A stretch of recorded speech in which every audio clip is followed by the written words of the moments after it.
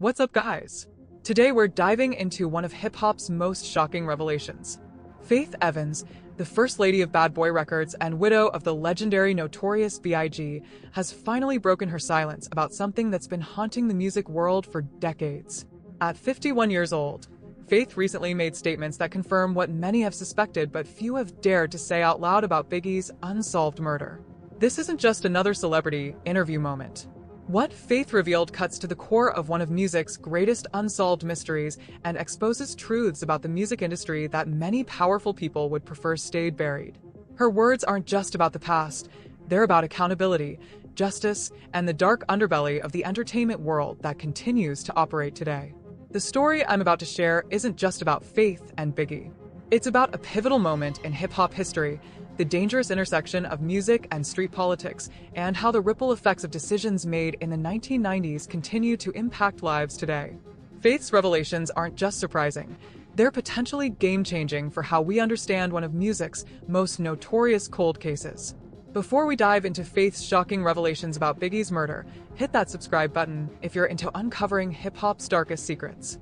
We expose the truth that powerful people want buried.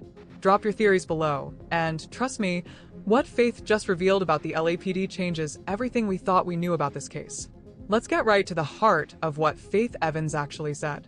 In a recent interview that sent shockwaves through the hip-hop community, Faith stated plainly, "We believe we know who killed Big, and we believe that the LAPD knows as well." This wasn't a casual comment or a vague accusation. This was a direct statement implying that law enforcement has been sitting on information about one of music's most high-profile unsolved murders for over 25 years. The weight of these words cannot be overstated. Faith isn't just some distant observer making speculations. She's Biggie's widow, the mother of his child, and someone who has spent decades seeking answers about his death. When she says, "We believe we know," she's speaking from a position of having access to information, connections, and insights that the general public simply doesn't have. What makes this statement particularly explosive is the accusation that the LAPD has knowledge they haven't acted upon. This isn't just suggesting police incompetence, it's implying potential corruption or deliberate inaction. For Faith to publicly make such a claim shows both her frustration with the lack of justice and her determination to keep pressure on those she believes are withholding truth. The timing of these comments is also significant. After 25-plus years, many public figures would have resigned themselves to the case remaining unsolved, focusing instead on preserving Biggie's musical legacy. The fact that Faith is still pushing for answers and accountability demonstrates her unwavering commitment to justice, regardless of how much time has passed. Her statement also carries extra weight because Faith has generally been measured and thoughtful in her public comments about Biggie's death over the years. She hasn't been one to make sensational claims for attention or to capitalize on tragedy. This makes her current willingness to speak so directly all the more noteworthy. It suggests she's reached a point where remaining silent is no longer an option. In the same interview, Faith made another revelation that connects directly to the dangerous climate that ultimately claimed Biggie's life. She expressed profound regret about her decision to record with Death Row Records during the height of the East Coast-West Coast rivalry, stating, "Had I known the things I know, I probably definitely wouldn't have done the song with him. Not even probably, definitely. I definitely wouldn't have gone in the studio to record anything that was related to Death Row Records at that time." This admission provides crucial context for understanding the complex web of relationships and decisions that surrounded Biggie's murder. Faith's collaboration with Death Row occurred during a period of escalating tensions between Bad Boy Records and Death Row, with Tupac Shakur publicly accusing Biggie and Puffy of involvement in a 1994 shooting that left him wounded. What makes Faith's regret particularly poignant is her acknowledgement that she was manipulated into a situation that may have inadvertently heightened tensions. She stated, "It seemed to me that that was kind of like a plan. I kind of allowed myself to be played and allowed myself to get into the situation because this is totally not how I operate." This suggests she now believes her involvement with Death Row was part of a calculated strategy to create further conflict. The collaboration she's referring to likely involved work with Death Row producer Daz Dillinger, which occurred during the most volatile period of the coastal rivalry. At the time, such a collaboration could have been interpreted as a betrayal by those in the Bad Boy camp, while potentially being used by Death Row to create further division and drama.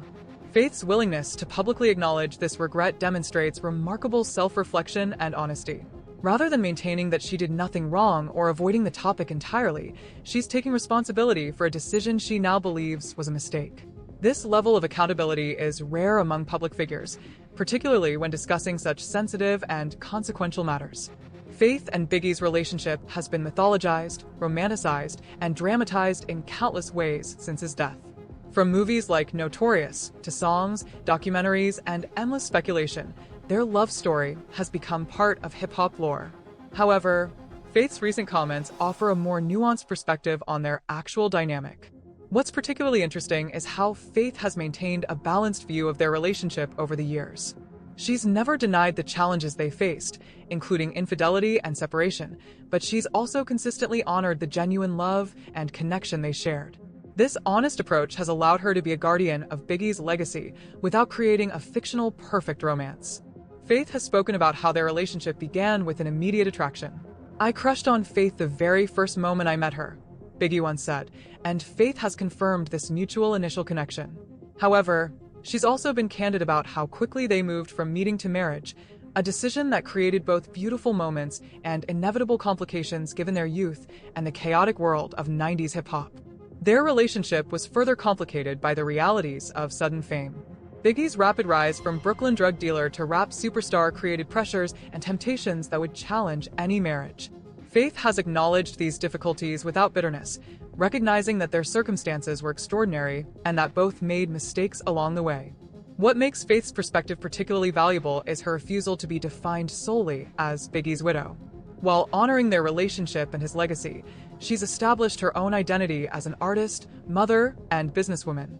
This balanced approach has allowed her to speak about Biggie with both love and objectivity, a perspective that gives her recent revelations about his death additional credibility. The complexity of their relationship also provides important context for understanding Faith's ongoing quest for justice. Her commitment to uncovering the truth about Biggie's murder isn't just about a widow's devotion. It's about a woman seeking closure for a significant chapter in her life that ended tragically and prematurely. Following Biggie's murder, Faith found herself navigating not just personal grief, but a complex legal landscape as the family sought justice through both criminal investigations and civil litigation. The family's wrongful death lawsuit against the LAPD revealed disturbing evidence of potential police involvement in covering up information related to the murder. The civil case brought by Faith and Biggie's mother, Voletta Wallace, alleged that corrupt LAPD officers were involved in the murder conspiracy. Specifically, they claimed that Officer David Mack had connections to Death Row Records and Suge Knight, and that another officer, Rafael Perez, may have had knowledge of or involvement in the killing. These weren't baseless accusations. They were supported by evidence uncovered during legal proceedings. What makes this chapter particularly significant is how it connects to Faith's recent statements about the LAPD knowing who killed Biggie. The family's legal pursuit uncovered internal LAPD documents, witness statements, and other evidence suggesting that some officers had information about the murder that wasn't being properly investigated or disclosed. This history gives credibility to Faith's current assertion that authorities know more than they've publicly acknowledged. The legal battles also reveal the extraordinary lengths to which various entities would go to prevent certain information from coming to light. The city of Los Angeles paid millions in legal fees fighting the wrongful death lawsuit, raising questions about what information they were so determined to protect. This pattern of obstruction further supports Faith's implication that powerful forces have worked to keep the truth buried. Throughout these legal challenges, Faith demonstrated remarkable resilience and determination. Rather than accepting the official narrative or being intimidated by the prospect of taking on powerful institutions, she persisted in seeking answers. This history of advocacy makes her current statements not just a widow's speculation, but the considered opinion of someone who has spent decades immersed in the evidence and investigation. The legal saga also highlights the intersection of personal grief and public justice. For Faith, pursuing these cases wasn't just about potential financial compensation. It was about accountability and uncovering truth. Her willingness to endure years of depositions, court appearances, and public scrutiny demonstrates a commitment to justice that transcends personal convenience.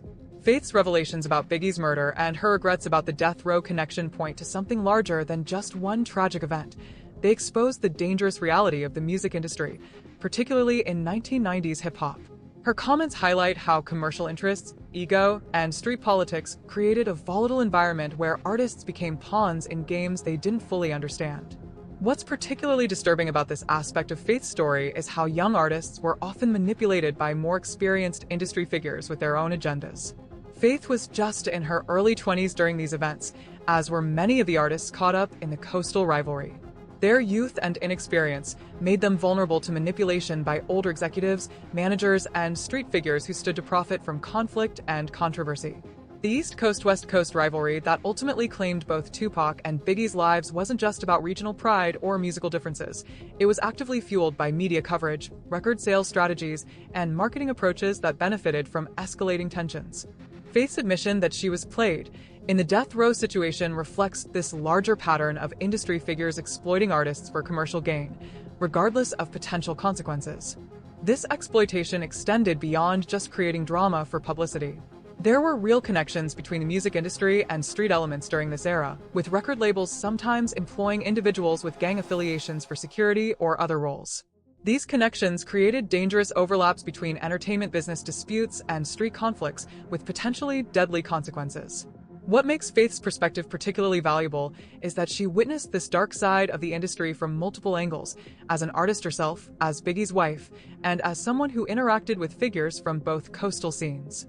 Her insights aren't just speculation.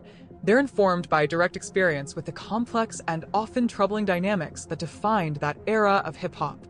Perhaps most disturbing is how little has fundamentally changed in the decades since. While the specific East-West rivalry has ended, the industry still often profits from artist conflicts, still exploits young talent, and still maintains troubling connections to street elements when convenient.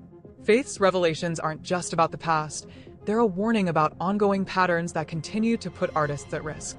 Beyond her connection to Biggie and her insights into his murder, Faith Evans has navigated her own remarkable journey as an artist, mother, and businesswoman. Her evolution from young widow thrust into the spotlight by tragedy to established industry veteran with her own legacy deserves recognition in understanding her recent revelations. Faith's musical career stands as a testament to her resilience and talent. Despite the enormous shadow cast by Biggie's death, she established herself as a significant artist in her own right, with hits like Love Like This, Soon As I Get Home, and I'll Be Missing You. Her distinctive voice and songwriting abilities earned her Grammy recognition and respect within the industry separate from her connection to Biggie. What's particularly impressive about Faith's career is how she's maintained artistic integrity while navigating commercial pressures. Rather than exploiting her connection to Biggie for quick fame, she developed her own musical identity that honored their relationship without being defined by it. This thoughtful approach to her career reflects the same integrity that makes her current statements about his murder so compelling. Faith's personal life has included its own challenges beyond Biggie's death. She's faced legal issues, including arrests for drug possession and driving under the influence. Rather than hiding these struggles, Faith has been remarkably transparent about her imperfections and growth process. This honesty about her own mistakes gives additional weight to her willingness to acknowledge regrets about past decisions like the Death Row collaboration. As a mother, Faith has raised her children, including her son with Biggie, amid extraordinary circumstances and public scrutiny.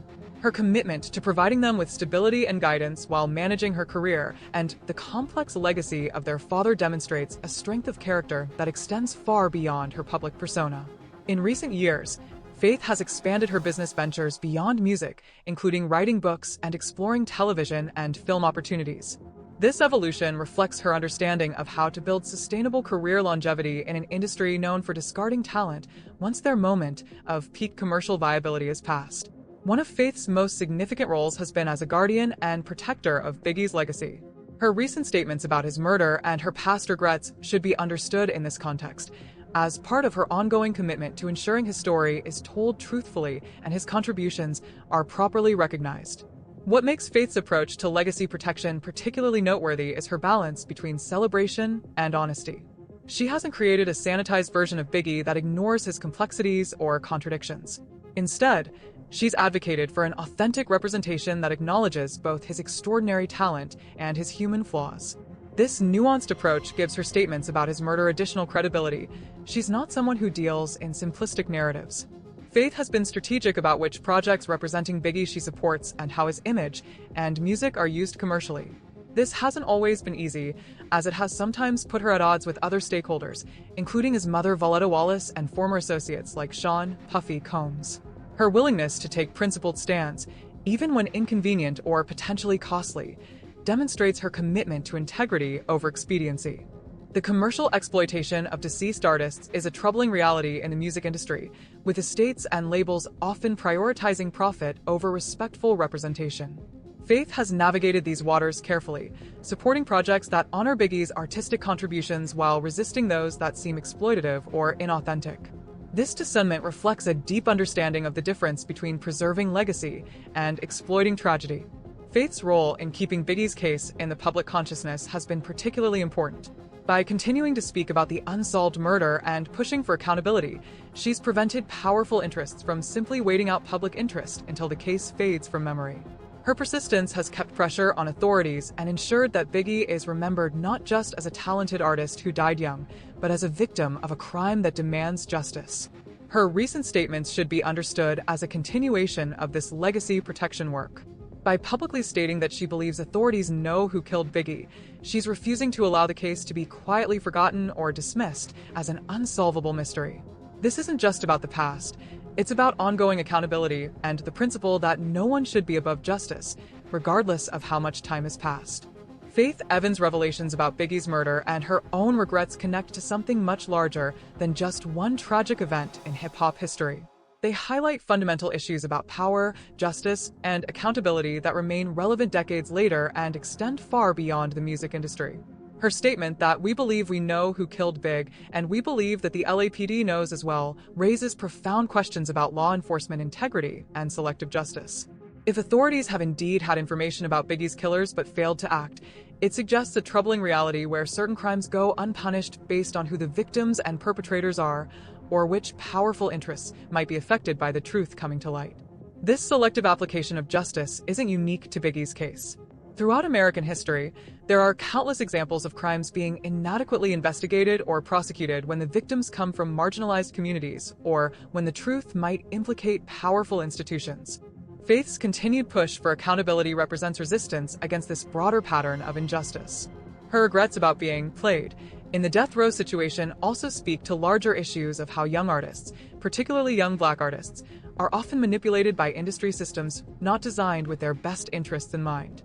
The music business has a long history of exploiting talent while exposing them to harmful situations, then discarding them when they're no longer commercially viable or when tragedy strikes. What makes Faith's perspective particularly valuable is that she's speaking from a position of both insider knowledge and critical distance. She was present for the events surrounding Biggie's rise and death, but she's also had decades to reflect on those experiences with maturity and perspective. This combination of direct experience and thoughtful analysis gives her insights a depth that mere speculation or sensationalism lacks. Perhaps most importantly, Faith's willingness to speak truth regardless of potential consequences represents a model of courage that transcends this specific case. In an era where many public figures carefully manage their statements to avoid controversy or maintain industry relationships, her commitment to honesty, even when uncomfortable or potentially risky, stands as a powerful example of prioritizing truth over convenience. As we process Faith's revelations, the question isn't just what they tell us about Biggie's unsolved murder, but what they reveal about our society's approach to justice, accountability, and the value we place on human life. Her continued quest for truth reminds us that some matters transcend time, convenience, and comfort. Some truths demand to be acknowledged, no matter how long it takes or who might be discomforted by their revelation.